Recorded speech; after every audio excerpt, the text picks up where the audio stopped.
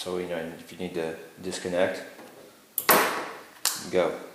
Come back and get your set whenever you're done. And then, like I said, whenever you're done, just grab it, unwrap it, spool it back up. There you go. I have this bag. I don't know what even get in it now, but it's kind of where I throw it for now. So that's my anchor setup.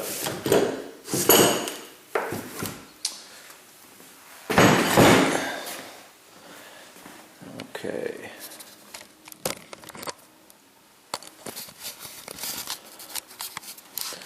My anchor trolley. This is a Yak Gear anchor trolley.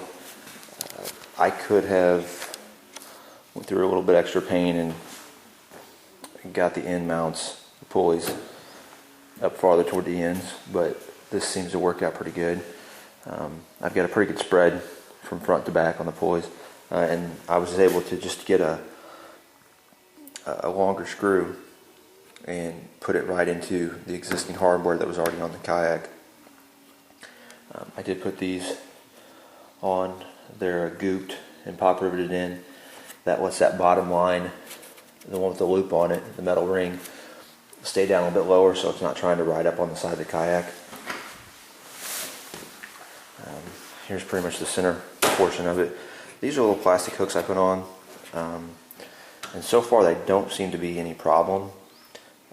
They're really smooth and rounded over on the ends, so they don't, whenever you throw your legs over the side for balance or whatever, they don't seem to cause any problems.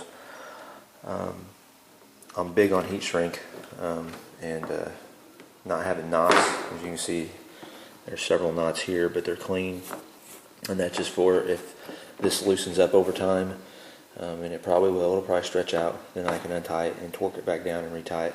This end here, I use heavy industrial thread and stitch it up, and then heat shrink it, and that's as strong as you can imagine. I mean, it's really strong. And then on back here to the back, which is the same as the front. Same pulley, same eye there. And one thing that I really like about this kayak is the rod pod.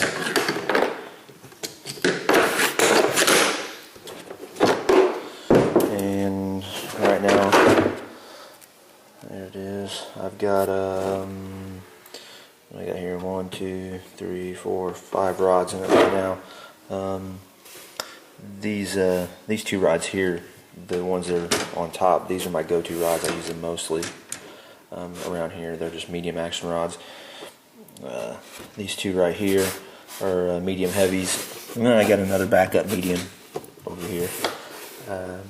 The black mat you see down here, all that is actually I had a rubber floor mat in my workshop downstairs, and I just cut a little section off of it, just cut a couple feet off of it, cleaned it up real good, and I used the real heavy industrial grade sticky back Velcro on all 4 corners and put it in the kayak, and it's staying good. And the reason I did that was just to keep everything from bouncing around on the bottom of the kayak, keep the rods from bouncing around whenever I'm trailering it or if I'm in rough water. And here, this is some more of the heavy grade industrial kayak, industrial grade Velcro. It's double-sided. It's got the male side and the female side, and it sticks to itself. And you can actually just run that over. See, I've got one side glued to the black mat, and the other side just runs over the rods and just locks everything in place. It works out real good.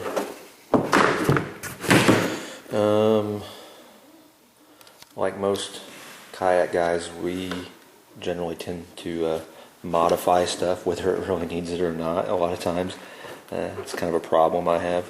I have to always try to make stuff better or more suited for me.